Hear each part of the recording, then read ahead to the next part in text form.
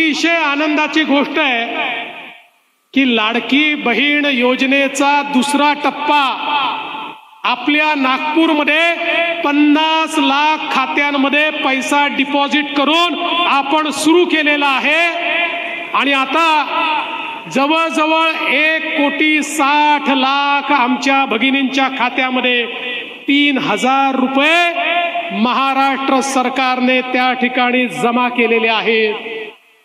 ही योजना सुरू झाली, अजित दादा म्हणाले खरं आहे, ही योजना सुरू झाली त्यावेळेस ही योजना होऊ शकत नाही, कोणाच्या खात्यात पैसे जाणार नाही, 10% महिलांनाही पैसे मिळणार नाही, अशा प्रकारची वल्गना काँग्रेसचे महाविकास आघाडीचे नेते करत होते।